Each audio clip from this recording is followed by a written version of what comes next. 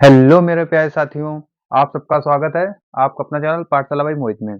आज हम लोग क्या पढ़ेंगे? वर्णमाला, जो हिंदी का प्रथम चैप्टर है और किसी भी परीक्षा के लिए हिंदी अपने में एक बहुत महत्वपूर्ण भूमिका निभाती है। अगर 4 सेशन में सिलेबस बटा हुआ है, यूपी का कोई भी एग्जाम हो, उसमें हिंदी पूछी जाती है।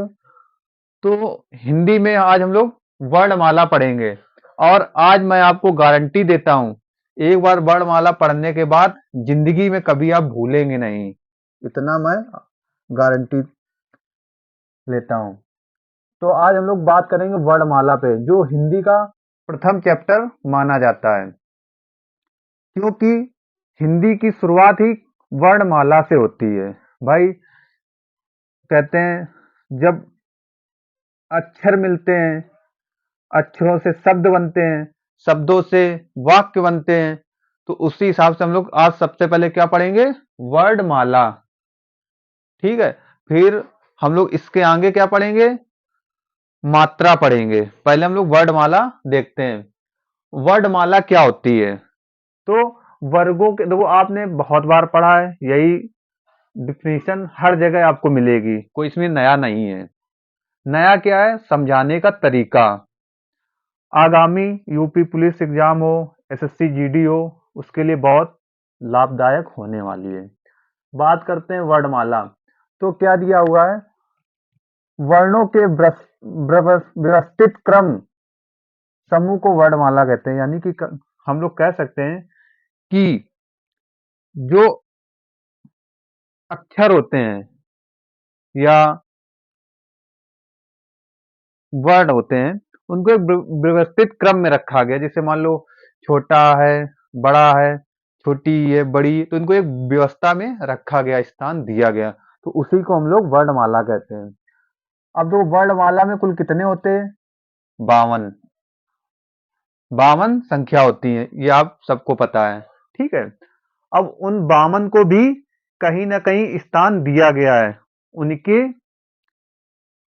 अलग अलग भागों में भी बांटा गया है, और जिसकी जहां जरूरत थी उसको वहां पर स्थान दिया गया है। ठीक है, बात करते हैं वर्णमाला के प्रकार। भैया, ये दो प्रकार के होते हैं। पहला क्या है? स्वर। और दूसरा क्या है? व्यंजन। अब स्वर क्या होता है, व्यंजन क्या होता है, उस पर चर्चा करते हैं। स्वर, स्वर वो अक्षर होते हैं, या बोल सकते हैं वो वर्ण होते हैं जो बिना किसी के सहायता से बोले जाते हैं। ठीक है, और व्यंजन क्या होते हैं? भैया, व्यंजन वो होते हैं जो किसी की सहायता से बोले जाते हैं। अब मान लो किसी की सहायता से मतलब क्या है? जो स्वर की सहायता से बोले जाते हैं। भाई, ये क्या होते हैं? इनमें शब्द बड़े होते हैं। ठीक है, बड़े का मतलब क्या है? ये इनसे मिलकर बने होते हैं, इसलिए बड़े होते हैं। ये छोटे होते हैं। अब बात करते हैं, देखो स्वर के प्रकार। स्वर को भी कहीं ना कहीं बांटा गया भाई। अब स्वर कितने होते हैं? ये टोटल होते हैं 11। अब इनको 3 भागों में बांटा गया है। ठीक है, जैसे हस्व स्वर या लघु स्वर भी बोलते हैं, दीर्घ स्वर या गुरु स्वर भी बोलते हैं, और प्लुप्त।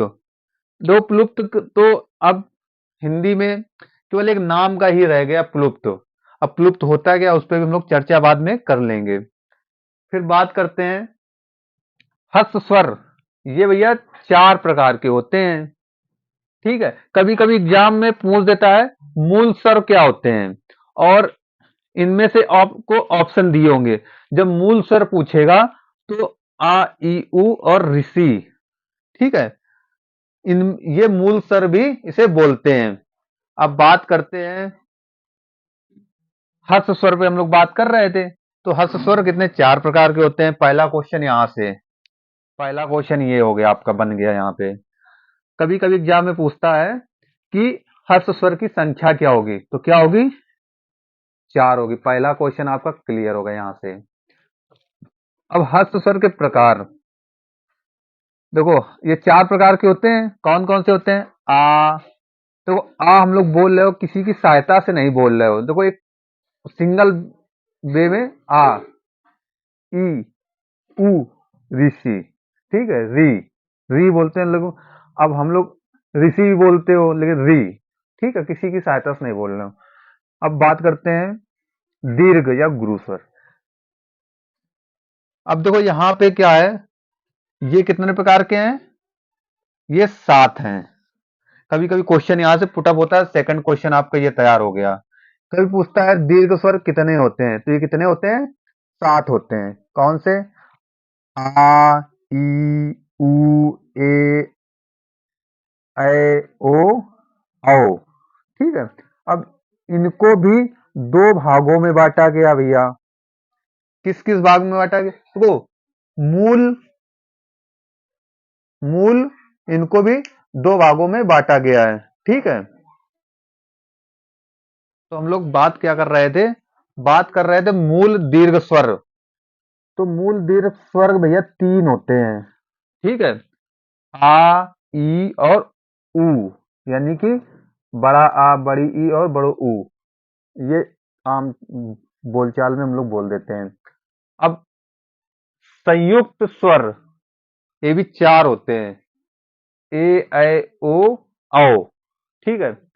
अब ये तो आपका स्वर हो गया कंप्लीट भैया। देखो अब हम लोग चर्चा करेंगे व्यंजन पे, व्यंजन क्या होते हैं, व्यंजन पे चर्चा करेंगे। तो भैया व्यंजन कितने होते हैं, 33, ठीक है।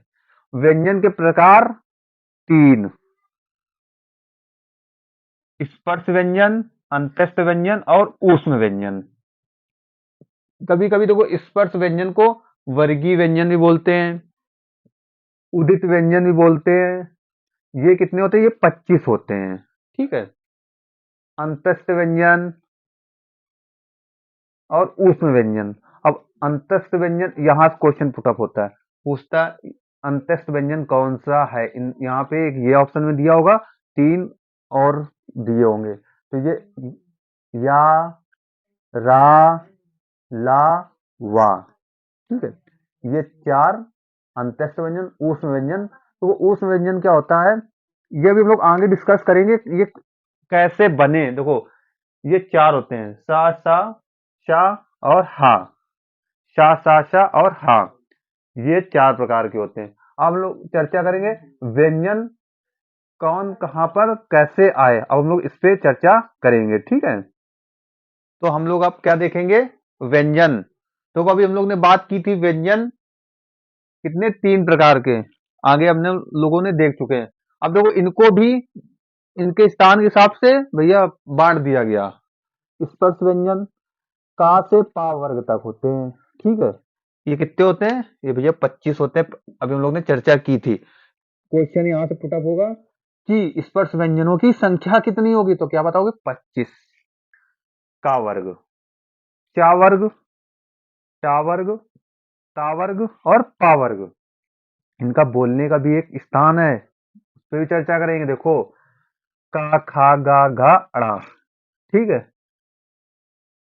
चा, छा, जा, झा, अड़ा, टा, ठा, डा, ढा, अड़ा, ता, था, दा, धा, ना, पा, फा, बा, भा, मा। अब देखो इनका बोलने का तरीका कहाँ से निकले, सबसे नीचे क्या है, कंठ, कंठ से का वर्ग निकलेगा। फिर उससे थोड़ा ऊपर बढ़ोगे, क्या आएगा, ताल, तालु, तालु से सेकंड। ये क्वेश्चन यहाँ फुटा फुटा पूछ देगा, कंठ से बोले जाते हैं, इनमें एक ऑप्शन दिया होगा, यहाँ से क्वेश्चन 100% बनता है, याद रखना, ठीक है। मूर्धन, भाई देखो कंठ, तालब, फिर आएगा मूर्धन, मूर्धन से टा वर्ग बोला जाता है, याद रखना। फिर आएगा दांत, दांत अंदर से बाहर की ओर आ रहा है और इधर ऊपर से अंदर की ओर जा रहा है, ठीक है। इधर से बढ़ते क्रम में और इधर से बाहर आते क्रम में, याद रखना।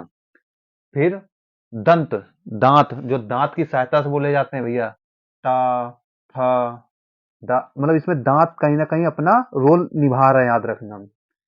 फिर ओठ, लिप हमारे, वो अपना रोल निभा रहे हैं, जैसे पा, पा, जो हम लोग लिप हम लोग के ऊपर नीचे हो रहे हैं ना, तो ये पा वर्ग के लिए हो रहा है, याद रखना।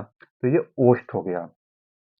फिर बात करेंगे अंत्यस्थ व्यंजन, ये कितने 4 प्रकार के, या, रा, ला, वा। ठीक है। अब देखो या का भी एक स्थान है, या को क्वेश्चन यहाँ से पुटअप होता है, बोल देगा या को क्या बोलते हैं, तो अर्धस्वर पूछ देगा, अर्धस्वर क्या है, तो कौन कौन से हैं, या और वा। अर्धस्वर ये, अर्धस्वर ये है। अब ये क्वेश्चन इंपॉर्टेंट है दोनों, 100% बता रहा हूँ, ये क्वेश्चन इंपॉर्टेंट है। क्यों? कभी कभी पेपर पूछता है लुंठित शब्द क्या है, या पारस्परिक लुंठित, या प्रकंपित, या प्रकंपित या लुंठित शब्द पूछ देता है, तो क्या होता है, ये रा होता है। फिर पूछ देगा पारस्परिक शब्द कौन सा है, तो ये ला है, याद रखना यहाँ पे। अब बात करते हैं ऊष्म व्यंजन। तो ऊष्म व्यंजन कितने प्रकार के हैं, बात की थी 4। ठीक है ना। सा हा, भैया इनका भी स्थान है बोलने का, कहाँ पे दिया देखो, तालब, ठीक है, मूर्धन्य, दंत, और ये कंठ। यहाँ से क्वेश्चन पुटअप होगा, पूछ देगा हा का स्थान क्या है, तो क्या बताओगे, कंठ। सा का दांत, ठीक है, सा का मूर्धन्य, और सा तालब, ये षटकोण वाला सा मूर्धन। ठीक है। अब बात करेंगे देखो, इसमें भी अल्पप्राण और महाप्राण क्या होते हैं, अल्पप्राण और महाप्राण क्या होते हैं, नासिक व्यंजन क्या होते हैं, ये इस पे हम लोग अभी चर्चा करेंगे। फिर उसके आगे क्या देखेंगे, देखो अब बात करते हैं अल्पप्राण और महाप्राण। जो ये वर्ग है, इसका जो प्रथम है, इसको बोलेंगे अल्प प्राण। ठीक है। ये हम लोग बोल सकते हो प्रत्येक वर्ग का पहला, तीसरा, ठीक है, ये क्या है, पहला और तीसरा क्या है, अल्प प्राण। ठीक है। अब महाप्राण दूसरा और चौथा, तो यहाँ पे दूसरा और चौथा क्या है, महाप्राण। ठीक है। पहला तीसरा अल्प प्राण, दूसरा चौथा महाप्राण।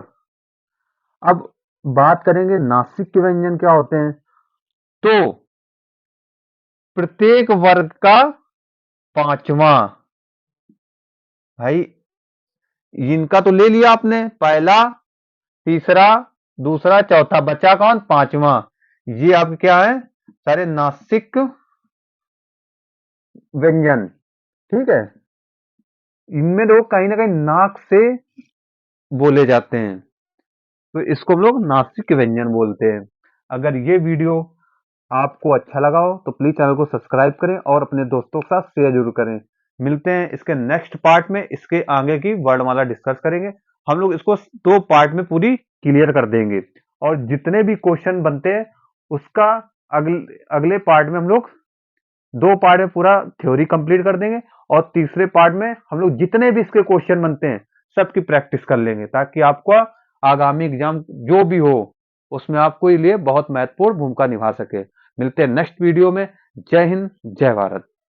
और हाँ, प्लीज चैनल को सब्सक्राइब करें और अपने दोस्तों के साथ शेयर जरूर कर दें, बस आपसे इतनी विनती है।